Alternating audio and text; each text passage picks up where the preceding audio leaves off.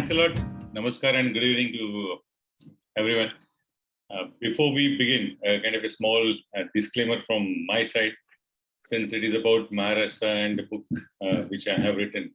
I need to clarify that from the political standpoint, I'm not a Marathi Maharashtra chauvinist kind of a person who will be talking about all great thing about Maharashtra.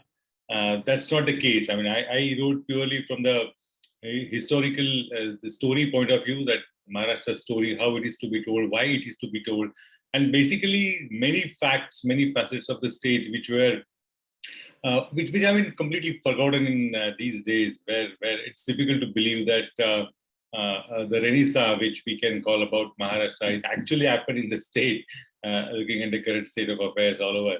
So this is something which I thought I should tell,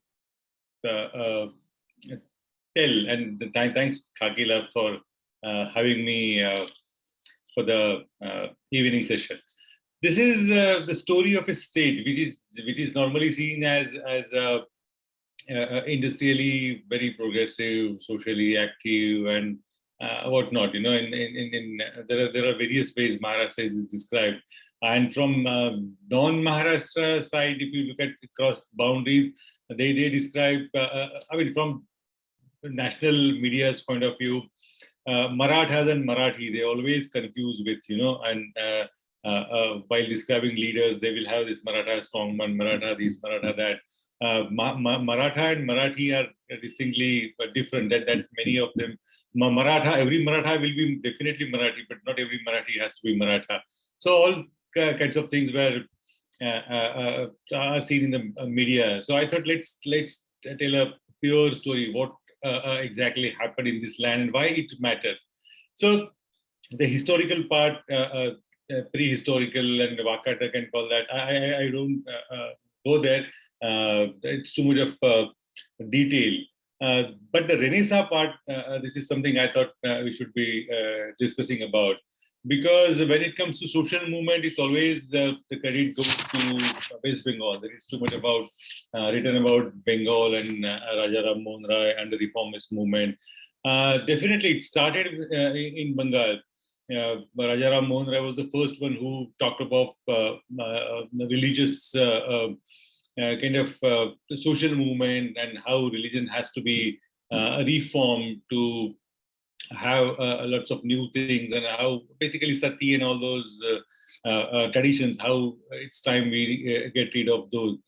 But the thing is that it started definitely in West Bengal, but the actual progression, the next part of that thing, it happened in Maharashtra. We definitely can say that. And the first person who thought of these movements was none other than Bal Shastri Jambhekar. He was just 3 years younger to Rajaram Mohan Roy. He was the one who actually should be credited for a rise of reason in Maharashtra. And there are quite a good number of historians who have written about Bal Shastri Jambhekar in detail. And everybody has the same opinion. The rise of reason in India, if at all someone is to be credited with, it should be Bal Shastri Jambhekar. Bal Shastri Jambhekar, in a very limited way, is known as the father of Marathi journalism. But journalism was the smallest of all the things what he did. Man was really erudite. He was a professor at Elphinstone College. He knew 8-9 languages: Latin, Greek, Kannada, Gujarati, and obviously French and Arabic and English, obviously. So he basically thought of how the drain theory, which was later taken over by Dadabhai Naoroji, and he wrote extensively about it, how Britishers are taking away India's resources, and India is left with financial, economic bankruptcy. Some of the issues taken by Bal Shastri Jambhekar are still very much alive. The man was of building institution. Not many of us will may not be knowing the meteorological center in Mumbai is something which Bal Shastri Jambhekar conceived of. This was his idea. He worked for that. And he used to conduct evening sessions. Sunday evening, he will be inviting various people from various walks of life, discussing about issues pertaining to India, social movement, and things like that. And there were two permanent kind of members for his sessions, and one was Dadabhai Nauroji. This is very interesting to know. Dadabhai Nauroji and Bhau Daji Lad. Bhau Daji Lad we know about only about the Daji Lad Museum in Baigala area. But these were the two who actually thought of setting up some kind of a reformist movement, and they founded Bombay Native General Library. And he actually set up a kind of a basically created a background for social movement.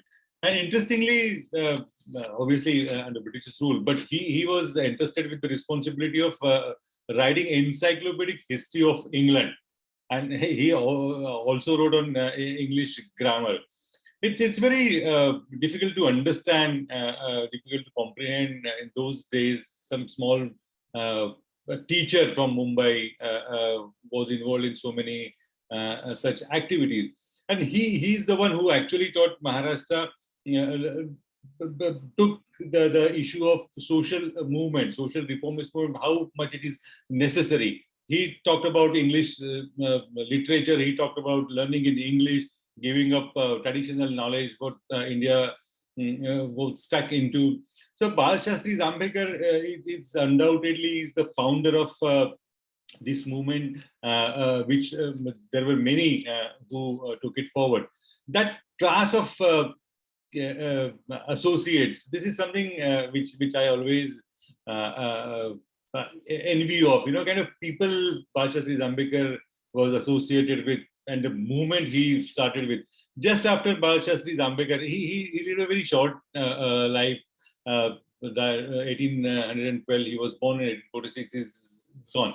So we had very, but in that lifespan, some 7-8 big books on various social and economic aspects of India and British rule he wrote about. Around that time, there were 4 brothers, again from Mumbai, Tarkhadkar. One of the Tarkhadkar is known for writing on grammar, Marathi grammar. But Bhaskar Pandurang Tarkhadkar, he extensively wrote on a newspaper called Bombay Gazette. And the point which was raised by Bal Shastri Zambekar, he elaborated it. And that point was drain theory. In 1841, first time he explained what drain theory is, how Britishers are taking away raw material from India and sending cheap, basically imports, and how basically India will be losing if that is allowed. And he gave the whole economic perspective to the Britishers' rule, and which obviously was Dadabhai Nauroji expanded it much later. And his brother Atmaram Pandurang Tarkhadkar, Bhaudaji Lad, and they were the one who went around explaining the social reformist movement. They set up a Paramahams Mandal.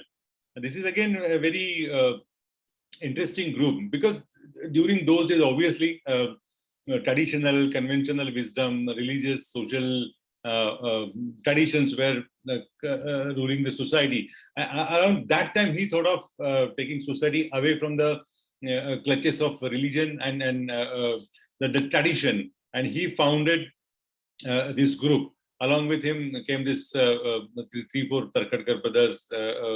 Loka Hidavadi also joined them after a while. The big name in that league, we should be mentioning about, is who took this movement forward is Jyotiba Phule. It was 1827, 1890. That was the era Jyotiba Phule worked on various issues. And I mean, he is known for taking up farmers' causes. But Jyotiba Phule's real contribution is bringing out religious and basically Hindu Brahminical dominance of on society. For the first time in India, the social movement, he wrote Lord Rama represents social operation brought by the Aryans and the Vedas. So this was shocking in those days. Obviously, Mahatma Phule writing such thing. He is the one who then went on to set up first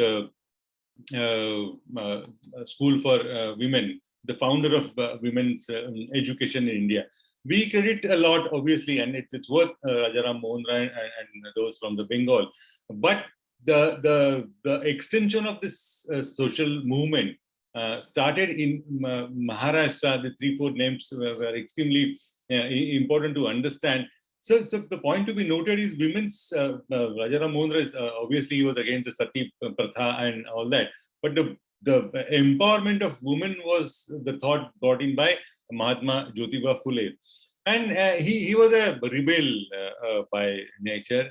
And I can't imagine a situation. He celebrated the failure of India's first mutiny against British in 1857. Kind of courage this man must be having, the kind of conviction this man had. And this is unbelievable in today's era. And obviously, Mahatma Jyotiba Phule must have been lucky because there were no social media, no trolls to harass him and all that. But kind of issues he's raised, I doubt even some of them can't be talked about it in today's era. So this is, we are here around 1830 to 1857. 1857, one interesting thing happened in India. Madras, Calcutta, and Mumbai universities were set up. And the first batch of graduates, students from the university, it's so impressive, right? From Bahudaji Lad to Mahatma Rambam, Tadkarkars, and many others. They were the first, actually, student of Grant Medical College. They were the first doctors passed in India after the university was set up. So after 1857, again, there was a big spurt. So as we speak about social movements, I have tried to have 3 compartments, and the most important, obviously, is the women's empowerment. We talked about Savitribai Phule, but there are 9 or 10 big women activists, women social reformers, and everybody did a huge job. They had the task was cut out. Britishers, India, and India completely saddled in traditional knowledge and orthodoxy.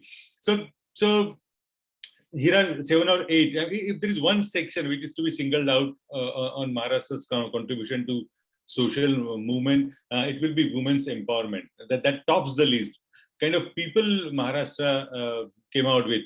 Along with Jyotiba Phule, Savitribai Phule was Pandit Vishnu Parshuram Shastri. He wrote a Brahman Kanya Vivaha Vichar. I mean, kind of material these people have produced. It's mind blowing. Along Jyotiba Phule was another lady, Shinde. I mean, she Tarabai Shinde. Her husband was Mahatma Jyotiba Phule's associate. He was part of the foundation of Satyashodhak Samaj, which was founded by Mahatma Jyotiba Phule. She wrote. This is shocking. I mean, kind of thoughts she came out with in 1890. I think 1891 she wrote a book called Stree Purusha Tulana. The title itself is very explosive. She, in those days, wrote about how the patriarchy system in India is against women, how women's exploitation is rampant in this culture, and unless you break the shackles of this tradition and Hindu Brahminical thought, society won't progress. 1890, she wrote a book, as I mentioned. That was quite shocking, and fortunately, her father supported her. Her husband was also part of the social reformist movement. The family was associated with Mahatma Jyotiba Phule. Then there was a Narayan Paramananda, who he was known as Mama Paramanand. He was in Mumbai, but pushing women's liberation and kind of empowerment. He collected funds from Mumbai, basically, for Mahatma Jyotiba Phule. Around 1880s, 1890s, there was one young girl from Mumbai. Her contribution is immense, and unfortunately, Maharashtrian themselves, they don't know much about her. She actually should be the hero, not from the gender point of view I'm talking about, but the social change she brought and the issues she tackled with. She was a daughter of a small-time doctor. I think he was a homeopath, and she was married at the age of 11. And obviously, as per the tradition, she was with her parents, and after a while, she was to go to her husband's home. And after attaining that age, when she went to her parents' place, her in-laws' place, she took the stand that I have my right on my body is with me. It's me who will decide whether it should be allowed. Even if husband had doesn't have any right on his wife's body. It's quite shocking then, because her husband thought since he's legally married to her, he can do whatever he wants to. But this young girl, she refused. Matter went to the court. Bombay High Court was the decision came in favor of her husband. Those days, I mean, I can't imagine the situation. She wrote an article in Times of India then. Marathi young girl writing at in Times of India when it was during British's rule, and Times of India giving a space to that cause. That itself is it's very difficult to believe. That created quite a flutter, because many believe that she is against Hindu. She should be opposed. She shouldn't be supported, because as per the Hindu Marriage Act, husbands have right over women's body, and whatever she is claiming shouldn't be accepted. But she was firm. What is actually one should be proud of is her father, who supported her in all her issues. He stood by her. He said, no, whatever she is saying, she is entitled to do that, to say that. So court case went against her, and the issue was so it spread like a wildfire, because in a conventional society, she was seen as a rebel who is against the religion and against the Hindu majoritarian approach, which was all for her husband. Everybody was supporting her, including Lokmanya Bal Gangadhar Tilak. Many of political leaders who supported her, who were against her, there were very few, like Gopal Ganesh Agarkar or Justice Ranade, Justice Telang, who stood by her, and that the issue actually defined the social movement. When she realized she is not going anywhere, that the issue is not going anywhere, so she wrote to Queen Victoria, directly a letter to Queen Victoria from an independent India, from a young girl who is not even in her, from the today's point of view, not even in her teens. So she directly wrote to Queen Victoria asking what would be your stand as a woman, what will you do? She obviously got support from Queen Victoria, and her case was dismissed. And I mean, the High Court had rejected, but the petition was, there was the rule that British government supported her. And thus came into the being the act called Age of Consent Act. This lady Rakmabai Arjun Raut, not many are aware of her contribution, unfortunately, but she stands even today's age, when marital rape on that issue, today's India in the 21st century, it's still not clear what exactly it means and where it should be supported or not. And the parliament also takes some not exactly forward-looking stance. But this young girl stood by her ground, and then she won the case. So Rakmabai Arjun Raut, it's a very important name.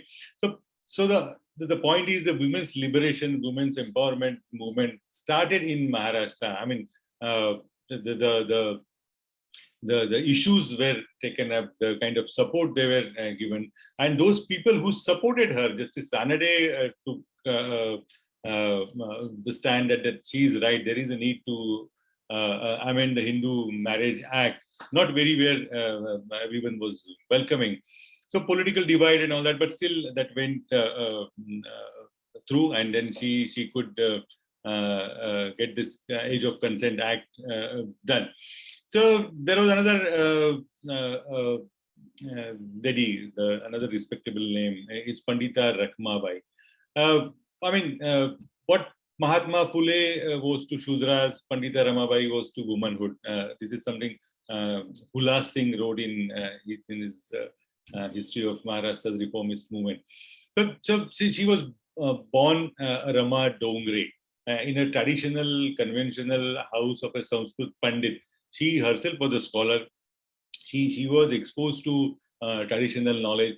But this is something I'm curious to know about how this happened. In a very traditional home, this young girl thinks of a rebel and taking the cause of womenhood. In 1878, she was invited in Calcutta for a lecture, where there Calcutta University invited her.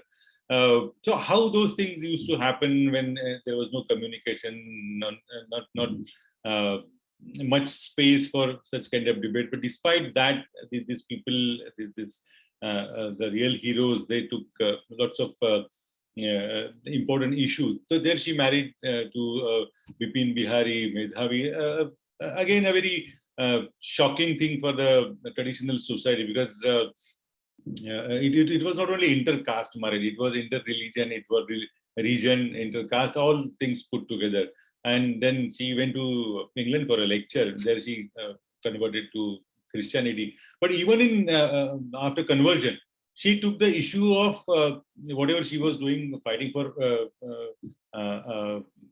questions we Hindu women were facing. She took up those issues in the Christianity also. So there also she continues to be a rebel. Pandita Ramabai is something again worth celebrating, but unfortunately not many are aware of her contribution, except a couple of pages in school history. Nothing is written about it.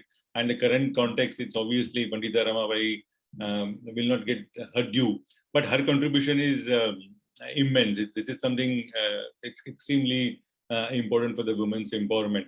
Around the same time was Dondo Keshav Karve from Pune, and he again took the causes of widows. Widows were having it's something very unfortunate in those days. I mean, they were compelled to live a celibate life.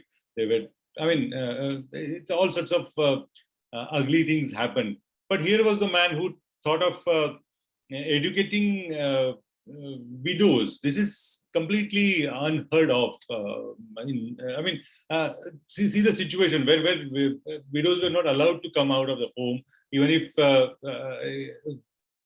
her shadow was seen as a kind of a inauspicious. If you're going for some important job and widow crosses the path, it was seen as a inauspicious, and that kind of a life these people were living. And then he took up the cause of empowering widows, and he's set up a school for widows. I mean, he obviously was not allowed to stay in traditional, conventional, Brahminical place in Pune. So he left the city, he went out of the city, set up his own place, and he married to one of the widows, and who kind of, again, the support was an issue. Very few people were supporting Dondo Keshav Karve, and the Stri Shikshan Samstha he set up in those days. And the man thought of setting up a university for women. I salute to the vision of the person, and many of us, almost all of us, will be knowing the SNDT, Srimati Nathibai Damodar Thakursi Women's University. It was set up by Dondo Keshav Karve, and in kind of life and the struggle he led. It's immense, and this is it's so important to understand if anybody is interested in social reform, contribution by these many. Along with that, was his son later, the Dinkar Keshav Karve. He was the person who thought of family planning in those days. In early 20th century, he thought of distributing condoms along with the publication. He was the editor of Samaj Swasthya. And he said how women will have to understand the importance of restricting family. And they have to take a decision about parenthood, whether they are able, they are capable of feeding so many children and all that. And he started sex education. In those days, doing such things in Pune was difficult to even believe. And the support he received from when there were cases against him. Obviously, traditional Maharashtrians were not allowed. They were not ready to take him, allow him do his social work. So there were other publications in Pune. They were part of the conventional, traditional society. They used to lambast every now and then Mr. Karve. And what are the things written in those newspapers? We just can't even describe. One of the article in those papers said how condoms, today's condoms are killing Ram and Krishnas of tomorrow. So no one should be using condoms. This is a great loss of for Hindu society. It shouldn't be allowed. And I mean, all ugly, vulgar things were written against him. He interestingly opened a club also, because he realized Indians lack D vitamin, and that was quite a way ahead of its times. He the nudist club. It sounds very sensational, but it was not meant to be that way. People can come and have the sun bathing, and they can have this a private place for themselves. But unfortunately, it didn't go any further. There were multiple cases filed against him. And the support he received, the only lawyer who was not in the limelight then, who was struggling, who was finding his feet, just returned from UK and US. And the support was from Dr. Ambedkar. Dr. Ambedkar fought for the man, and those arguments put up in the court are worth reading. It's enlightening even today. So this is the era. And another lady we must mention about is Anandibai Joshi, the first lady doctor. There is one section of society or historians, they think that Rakhmabai is the first doctor. The credit should go to Rakhmabai. There is a dispute, but whatever it is, but still we can't ignore contribution of Anandibai Joshi. Anandibai Joshi was married to a very maverick from Pune, Gopal Rao Joshi, in a very orthodox society. She thought of learning medicine, and she went to US of all the places during those days, and where as per the Hindu tradition, Samudra, crossing sea is a completely no. It's seen as a pap. You shouldn't be crossing the sea. But she went to US, studied, then after reaching Mumbai, then she wanted to practice, but unfortunately she couldn't live long. At the age of 9, she married to a person who was much 20 years older to her, Gopal Rao Joshi. But the man was that was Pune, Gopal Ganesh Agarkar's Tilak's Pune. A man had some reformist thought. He allowed her to study. So I always feel women's cause, there is too much of discussion when in today's India. Maharashtra's contribution is something extremely important. And historically, when there were only two societies who were having this reformist thought, West Bengal and Maharashtra. West Bengal took a theological turn after Rajaram Mohan Roy, whereas Maharashtra stayed with a rational, pure, logical, science-based movement. And again, the credit should go to Gopal Ganesh Agarkar, because according to me, he can be a first atheist who publicly denounced religion. And the most important thought of Agarkar, if there is a one-liner to be told, he was the first person to say it in his paper, in his books, in his writing, that the religion has nothing to do with the nitimatta, the morality.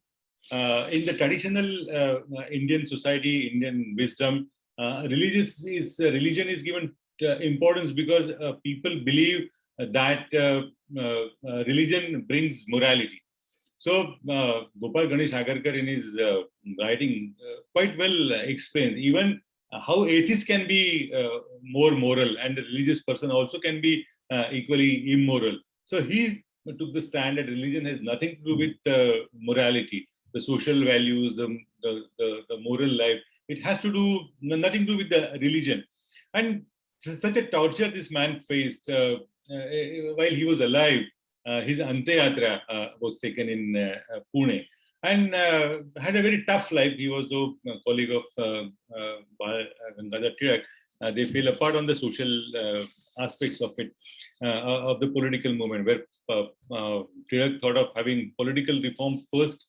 It should be given precedence over the social movement. Social movement can wait while Agarkar and the likes of Ranade and everybody, they thought, no, social reform, social issues should be given precedence over the political thought. Politics can wait. First, reform the society, because what will you do of society, even independent society, without social reform? And the kind of things he has written during those days, it's even if some of us can think of reproducing Agarkar, it will be difficult to produce. One of his articles said, "Vidyaman paristhiti Hindustan itka bhikar desh nahi." I mean, and he criticized. He gave reasons. It was not a criticism of a very maverick or politically, not for sensationalism. He explained where we lack. Vishnu Shastri Chipurvankar, Gopal Hari Deshmukh. Everybody said India can't progress. I mean, you can't have theories. Vishnu lying on the seabed with Lakshmi helping him, serving him, and Sheshashahi Nag. So that is not going to go nowhere.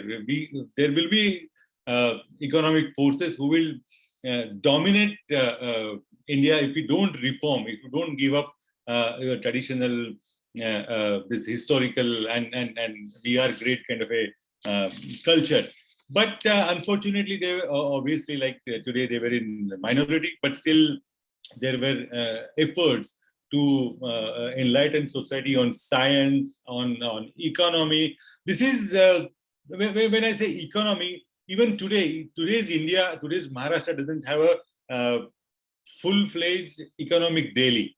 All pink papers are in either English or the translation is in Hindi. But there was a young Brahmin from Pune, Mahadev Namjoshi. He came out with a business daily from Pune. I mean, can you imagine? This is of all the places. I mean, business daily in Mumbai, still one can digest even during the Pune. Of all the places, he started his own daily in 1877, and it's titled Kiran. And his idea was to inform Marathi society on importance of industry and joint stock companies. I mean, Marathi, as it is, what we call Marathi percentage in industry in corporate India, it's so low. But even then, this gentleman thought of seeding economic thought, economic development. And this is, it's in one of the editorials in 1894 in Kesari. Tirak talked about importance of small scale in industry. He said in one of the 1894 edit, he said, look at Germany. Germany will progress because the government there understands importance of small scale, encouraging small scale in whatever industrial sector they are in. But here in Pune, he was writing such thing, this gentleman Mahadev Namjoshi, he thought of setting up business Delhi. Eventually, he had to merge it because there was a crisis. Paper was in short supply. He had this Delhi in English also, but couldn't make money. He merged into Kesri. He joined Kesri afterward. But the thought is important. The first step towards that is extremely important. In Mumbai, around the same time, was another interesting personality called Shivkar Bapuji Talpade. I mean, Indians today are fed with story love, how like in Indian culture, Viman, the airplane concept is like Ramayana, Mahabharata and all that. But none of them are able to tell why there is only a reference to only one plane, Pushpak. The designers of airplane during those days didn't think of having 4, 5, 6, 10 planes or training pilots. It's just one plane that is always given the reference of. But the first attempt, and even it was before Wright brothers in US thought of trying experimenting with airplane. He did it in Girgaon Chowpatty. Kesri reported on his experiment. Obviously was a short-lived, it couldn't go further. But the idea of having India's own aeroplane is again very important. So there is every section that was touched by Maharashtrians. Then other person, Dhundiraj Phalke, we all know by Dadasaheb Phalke. The man struggled to create a movie in India. He was funded by Sayajirao Gaikwad of Baroda. He raised funds from every possible source, but his dream was to create a movie, Indian movie, and Raja Harishchandra, as we know. Another person from a small place in Sangli, Tasgaon district in Sangli. Not much is known about that man. But I think any of us and the participant history student, somebody should study and bring out more details. His name is Vishnubanta Chhatre. 1906 he passed away. Tasgaon, Sangli, he was in Kurundwad Samsthan, one of the employees of that. And he's credited with setting up a first circus, great Indian circus in Maharashtra, Tasgaon. His wife was a trapeze artist.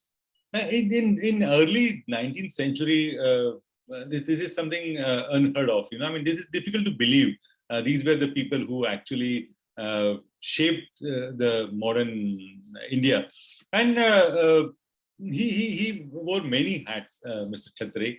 He was a music buff. First Indian classical music encyclopedia he tried to work on. He was a man of many faces. But the circus thing was very interesting. He was the one who actually, many of us know, there are lots of Malayali trapeze artists and in circus, we always find. This is the reason he went to Kerala, recruited many of them, started training them. He realized their bodies more elastic. I don't know whatever the reason, but the man is it's not much known about that. And another interesting person, actually, he's from Alibag. His roots are Alibag, Raigad district. Dr. Shankar Abaji Bhise.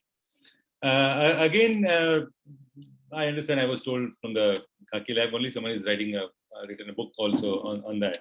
A very interesting person. In those days, there were 200 inventions on his name, and 40 patents. I mean, when it comes to patent, we all celebrate what Raghunath Mashelkar did in 1900, around the 2000 Haldi Ghati ki ladai, when he fought for patent for Haldi. So, but he had 40 patents then, and man was described as India's Edison.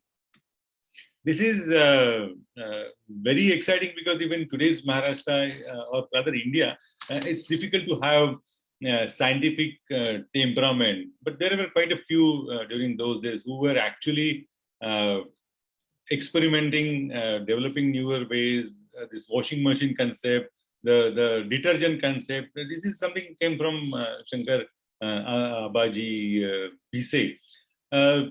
this is about science, economy, technology part. Then the most exciting part about Maharashtra is political and labor-related issues. Why I find this land is of thought, because if you look at the history of political thoughts or political movements, every thought has its base in Maharashtra. Either it is left, right, centrist, you name it. Maharashtra was the home ground and home pitch where everything actually grew and got a support of. I mean, Tilak era and those days, everybody is aware of. Gopal Ganesh Agarkar is everybody is aware. Gopal Krishna Gokhale and Bharat Sevak Samaj, not much again written in English on the map, but kind of society he built up. I am amazed at kind of reach these people have. The first person to help Gopal Krishna Gokhale in setting up Bharat Samaj and doing the work what he was Sir Ratan Tata. I mean, the connect these people used to have with society and the goodness, the kindness of the society. This is it's worth emulating even today. Unfortunately, I mean, Mahatma Gandhi, the Mohandas Karamchand Gandhi's transformation into Mahatma. The person was Maharashtrian Gopal Krishna Gokhale. The one who assassinated Mahatma Gandhi was Maharashtrian Godse. Everybody is aware of. 1925, the Hindu organization in 1915, just after the Bengal's division and the famine, Hindu Mahasabha had come into the. It was formed in Mother Mohan Malviya and all those people, but there were differences. Savarkar and these people were not happy with the way Hindu Mahasabha was progressing. They were upset with the whole Hindu versus Muslim and how Congress is seen weaker as a proponents of Hindu and as an organization of Hindus. So in 1925. Keshav Baliram Hedgewar, who was part of the Congress, he quit Congress and set up his own organization. Everybody is aware of Rashtriya Swayamsevak Sangh. That was it happened in Maharashtra. Around the same time, the socialist movement, they had their first convention in Maharashtra. The leftists, there was no CPIM, but there was only CPI. That was set up in Maharashtra. Comrade Dange was the person. There is another interesting person. Again, unfortunately, not much is written about him. Pandurang Khan Khoze. He was part of this movement. He went to Mexico and set up the left movement over there. He was one of the early few disciples of Manavendranath Roy. Manavendranath Roy, his radical humanism, everybody is aware of. Obviously, Bengali entire life in Western world, but the Royist movement took shape in Maharashtra. This is again fascinating. You have Tarkatirtha Lakshman Shastri Doshi, Barrister Darkunde. I mean, many of them. The Royist movement took shape in Maharashtra. So this was the political part of it. As we talk about the reservation, as we talk about the giving space to Dalits, and by the way, the Dalit Shabd, the word also was coined by Jyotiba Phule. For that matter, even Congress, the word Congress was given by Justice Ranade in 1884 and 1885. So there was a small kingdom in Kolhapur, one of the important ones as far as Maharashtra's social history is concerned. Shahu Maharaj, he was the first one to give reservation, and he just not only gave 50% reservation to what you call Dalits and economically backward. He encouraged students and the families and whoever interested in religious rituals, encouraging religious teachings to even families who are not traditionally Brahmin. So there were two rulers. Again, both of them are Maharashtrian. One of them is not in Maharashtra. Sayajirao Gaikwad. They thought of reservation for Dalits. It's very important to note. The labor movement, the first labor movement and first labor union rather was set up again in Mumbai. There is a road name after that person. Not many know the name. Narayan Bikaji Lokhande. He was the one who sort of setting up labor movement. And Narayan Malhar Joshi, ITAC, All India Trade Union Congress. In the current context, it's difficult to have such surnames associated with this kind of movement. But it was Narayan Malhar Joshi who set up ITAC again in Maharashtra. So you take social, everything that can define the modern India had roots in Maharashtra. Unfortunately, over the years, it's all forgotten and Maharashtra lost its own confidence. And according to me, the reason is the second Panipat defeat when Maharashtrians were brutally killed, assassinated in the Panipat war. Since then, Maharashtra, it must have had its impact. I mean, it happened in the early, late 18th century, but still it has an impact. So when it comes to Maharashtrians, it's always a, they love playing second fiddle. I don't know why, but it happens. It may be politics, it may be corporate, but whatever. It unfortunately is the reality. But when it comes to social reforms, when it comes to being modern, Maharashtrians had led the nation. And I find the roots somewhere in the 17th century Bhakti movement in Maharashtra, the Sant, the tradition, which was hugely reformist in compared to other religious heads or the cult heads from other states. Maharashtra stands out again. I mean, likes of Sant Tukaram, Samartha Ramdas, they were the one who actually propagated such kind of reform. I mean, I can't, it's difficult to understand how this man could have thought. In 1650, Samartha Ramadas wrote, I'll just quote him, Lekure udand zhali, tote Lakshmi nighun geli, bapudi bhikes lagali, kahi khaya milena. To translate it, I mean, if you go on producing more kids, your resources will be divided and you will end up in a situation where you will not have enough money to feed people. So the idea of family planning, it was 1650. I mean, when Shivaji was around, his Shapath Vidhi, his grand coronation was yet to take place. Maharashtra Dharma and identity of Maharashtra was not defined. But here were the sons from Maharashtra who went right up to Punjab, Santa Eknath, Samartha Ramdas. Even in Gurubani, Eknath and Ramdas are quoted. So kind of atmosphere these people created laid the foundation for reformist Maharashtra, where you and me are living today. We are enjoying the fruits of these people. And unfortunately, not much is known about their contribution. We are, I mean, there are very many unsung heroes. You know, there were microbiologists, there were entrepreneurs, there were physicists who talk of vaccination. And when even today vaccination is an issue, during those days, Justice Telang and these people led a campaign to vaccinate, you know. So this is something Maharashtra should be proud of. And there is, I mean, I can just go on and on looking at the time and considering the Q&A session.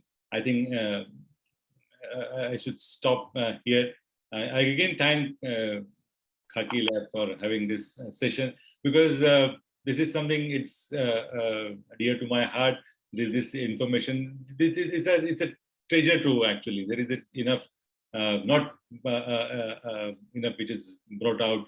So this is just a glimpse of Maharashtra's glorious past, which is in the basically leading the movement of thought, and that's what I always if there is a renaissance which can be compared, not the way the scale was, not obviously what happened in Europe in 15th century, but if there is a renaissance, it happened here in this land. And with this, I think I sum up and I make the floor open for Q&A. Thank you, Girish. It was a wonderful talk.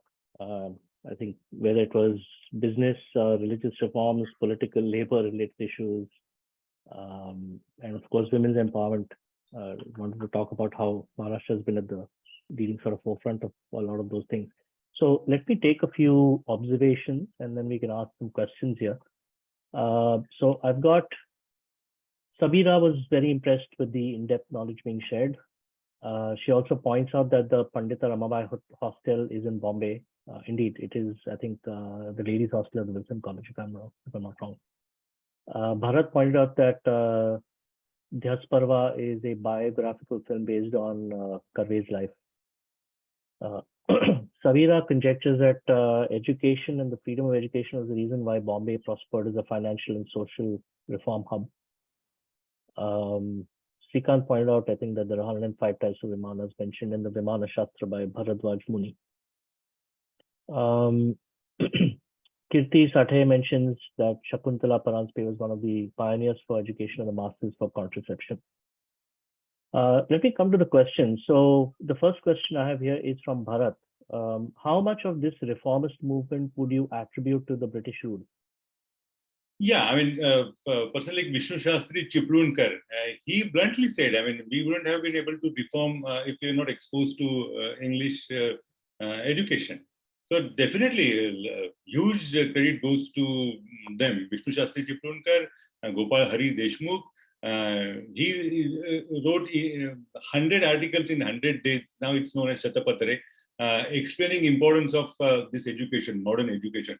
So British's rule is absolutely important. It actually set the tone for the reformist movement, I believe. And had it not been the Britishers, I think it's difficult to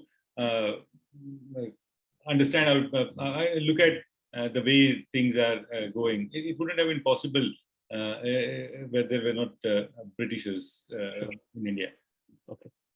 Srinivas had two questions. The first one is, why did the reformist movement flower in Mumbai, or Maharashtra, and Calcutta, or Bengal, and not in Delhi or Chennai, as the British rule spanned there as well? This is interesting, actually. Sociologists and those people need to study. But there are two states which actually happened. And according to me, the credit goes to, as I said, 16th, 15th century saints tradition of, it's a glorious tradition of saints in Maharashtra. I mean, Tukaram talks about, he says during those days, if Bhagwan's Prasad can bring you, can make you parent, Ai Banna Rasad, so why you need a husband and wife, you know? So such kind of writing, Samartha Ramdas telling the world, I mean, he says in one of his shlokas, Saheb kamasi nahi gela, Saheb kona manela tyala. And modern management thought he's writing somewhere in 1650. So this is something, credit goes to these people, and of all the things, one person stands out, which I didn't mention because that's given. It's Shivaji. There were hundreds of bigger states, actually much more bigger than Shivaji. But here was the man who first thought of creating indigenous state. I mean, according to me, everybody likes to appropriate Shivaji these days. But his Hindavi Swarajya means indigenous thought. From Delhi to southern India, there was no single person who thought of challenging Mughals and invaders and setting up indigenous state. So there are lots of reasons, but these, according to me, are worth mentioning. And actually, I have another grudge also. I mean, India's history is always viewed from the North's perspective. There was a bigger empire than Ashoka in Maharashtra. Paitan was the capital city, Gautamiputra Shatkarni. It was bigger than Ashoka.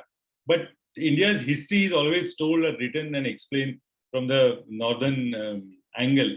And that's how these things are unfortunately being ignored. But there is worth someone studying, actually. This is a great topic one should study. The second question on Srinivas, slightly broader. did the reformist movement of earlier decades lead to the rise of Mumbai as a financial and cultural capital of India during the latter half of the 20th century? And what steps do you think that Mumbai should take going into the future to continue to be the torchbearer of cultural progress in India and the world? Yeah, I mean, the Mumbai's rise as a magnet of economic development, I think credit should be given to Portuguese and early stage entrepreneurs, and obviously the Macaulay, who brought English language to India. The first institute in India was set up in Mumbai, the Elphinstone College. I mean, there started the English education, and that broadened minds of people. People came all from all over Maharashtra, all over India to Mumbai. Like Nusirwanji Tata migrated to Mumbai from Navsari to set up his own business empire. So Mumbai has that modernist attitude. I forgot the name of the Bengali writer who in one of his fiction has written about this is the only city in India. I mean, this is a rough translation of his Bengali thing. Rest are extended or expanded villages. So Mumbai was always magnanimous, always bigger in thought than rest of the country. To keep it that way is the real challenge. When every parochial and chauvinist things is happening in the city, keeping Mumbai that way, because Mumbai's beauty or Mumbai's importance in being magnanimous, being Mumbai, is a truly international city of India, or the first one, and even continues to hold that stature today. So this is the challenge for all those living in Mumbai and Maharashtra to be that way and not get into this small time politics which is happening and which is impacting all of us actually. Great. Bharat had a question. The other progressive community in Mumbai were the Parsis. Yeah. How did these two communities interact during those interesting times? Yeah, I mean, having written a book on Tatas, I know it is beautiful to study the Parsi and Mumbai association. When Nusirwanji came to Mumbai, I mean, this is the city that helped Jamshedji Tata grow. And interestingly, not many, but if you look at the history of global industrial development, the person who took, I mean, the first industrial kind of a major development in the US was John D. Rockefeller. John D. Rockefeller and Jamshedji Tata are born in the same year. Just matter of 3 months is different. So Parsis had I mean, there is an inherited modern outlook. They always have. They were for them. I think that could be the reason Mumbai attracted them and their association with Dadabhai Nauroji attending a lecture of a small-time Mumbai teacher.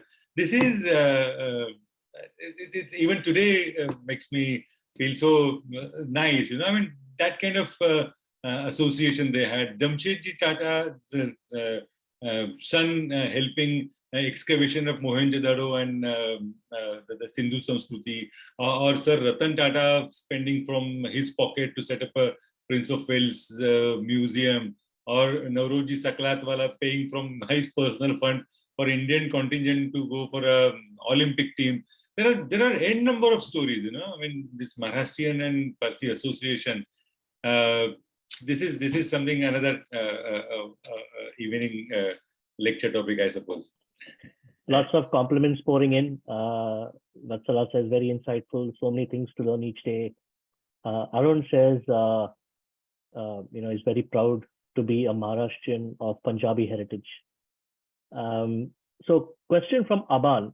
When talking about the plight of widows, is it understood that it refers to upper caste women only? Did the lower caste women have more freedom? Actually, not really. So I forgot again the name of the sociologist who thought of Sanskritization of society. Lower caste women, they had their own issues, and upper caste women, at least there was a platform and there was someone to raise their voice, you know. When it comes to women's plight, there is not much difference. Equally unfortunate upper class and lower class. But again, maybe like Kerala, where it's matriarchal society. It was not in Maharashtra. I didn't find that way. But the likes of Tarabai Shinde and Karmavir Bhaurao Patil and many women associated with this movement. There were more women from so-called non-Brahminical. I will not use the word upper caste and lower caste. Non-Brahminical families supporting these social issues. It's quite commendable, actually. Great. Then we have a question from Parag on whether Chhatrapati Shahu Maharaj had Marathas included in his reservation scheme. Sorry, Marathas included in reservation? Yeah. It was not. It was Dalits and Shudras, and he had this economically weaker section in mind. He had. Current Maratha reservation issue can't be connected with that. It's a different economic reason for that. Okay. So, point from Bharat, there are allegations that the reformist movement was instigated by the Christian missionaries. What is your take? This is absurd, actually. This is making our own reformist. It's damaging them. It's not. I mean, Agarkar, for that matter. Agarkar was a Pandit. Pandita Ramabai was born and brought up in a Sanskrit Pandit's family. It's not correct. It's very unfair, and it's demeaning for the reformist, actually, because a person like Agarkar, he wrote extensively. He on the day of the wedding, he took out Mangal Sutra of his wife. I mean, nothing to do with the Christian Gopal Hari Deshmukh. They wrote extensively on. They didn't say that particular religion is good or bad. They were telling you how to reform your own religion, and then only the progress will start. Bring in modern education. So this allegation, it's politically suitable in the current environment. I always feel, and credit should be given to those reformers. Got it. Arun asks, what was the contribution of Maharashtrians who migrated out like Holkars or Gaikwads? Also migrants in like the Jews or the Parsis or the Anglo-Indians. I think you talked about the Parsis already. Yeah. I mean, there are traditionally, if you look at the history of migration, those who migrate normally, I mean, this is limited understanding, whatever I have. It's related to land. Landless are the first one. Normally, they migrate. So the Sardars migrated because of their conquest of the Mughals, their fight and their wars, and that way. And wherever they went, they had their own nice, like Indore and associated with Holkars and Scindias in Gwalior, Sayajirao Gaikwad. It started actually with Shivaji. If you look at Shivaji's half brother, he set up his empire in Karnataka. It's modern day Karnataka. So it's because of their nature of the job. They were many of them were working for Adil Shah. Few of them were working for Mughals. Mughals largely had Rajputs in their service, but Adil Shah, Nizam Shah had lots of Maratha Sardars, and that's why they migrated, and their wars in post Shivaji era. It forced them to migrate, but wherever they migrated, they set up their own nice, small, whatever, big kingdoms. And last question that I can see from Radhika Purohit. Could you shed some light on the role of Maharashtra in building an understanding of democracy, right to vote, etc.? I think that is. I haven't studied from that point of view, but I mean, like for example, Tilak talked about left movement and importance of democracy in his editorials. Gopal Ganesh Agarkar wrote about it. Ambedkar extensively had written about democracy. Maharashtra's this reformist movement, which I'm talking about, is more of a social reform than the political part of it. Though the first one to have this thing was Justice Ranade, who was pioneer in setting up an institution which eventually became the Congress in 1885. So they were all actually liberals, to use the word. Currently, this word is not exactly someone like to associate it with. But actual liberalism, if you think of it was during those days. The classical example I can tell you is a speech given by Dr. Ambedkar. I think it was in 1945. It was birth centenary of Justice Ranade, and the lecture was in Pune. India obviously was not independent then. And the man talked. Why I'm saying so? In today's scenario, it will be extremely difficult to visualize Ambedkarite giving a memorial lecture in honor of someone with the surname Ranade. And that speech it's worth reading. It's 15, 16 pages speech. And the kind of importance of knowledge, importance of social reform, and importance of education and liberating minds. This is that speech, unfortunately, is not many are aware of, but that sums up the democratic values, importance of democratic values and dissent, and I mean, there are enough number of stories in Maharashtra's contribution to having those values in Indian polity. C.D. Deshmukh or Ambedkar himself is stay in UK, the man who fought for an institution and the first person to question the Queen and her regime on valuation of rupee. And he, according to the history, I mean, this was the question Ambedkar raised, and after which British government was compelled to set up an institution which is today's Reserve Bank of India. So, in every walk of life, the importance of liberalism and accommodative approach was a hallmark of Maharashtra's thought process, I believe. Thank you. I think we're coming to the end of our time. There's lots of comments, compliments about the talk today. So, Girish, thank you very much. I will ask Bharat to step in and say a few things. Bharat, over to you. So, thank you, Mr. Kuber, for taking out time. I know from your busy schedule, and we actually go back a long way, right? You and my father were very good friends. And the encyclopedia of Maharashtra. I was in. All I want to say is thank you, and do visit our exhibition, which is coming up next. I mean, a week from now. Exhibition which will be at Khaki Lab. It will be great to host you, and thanks a lot for giving this lecture. Absolute pleasure. Thank you. Thanks, everyone. Have a good evening.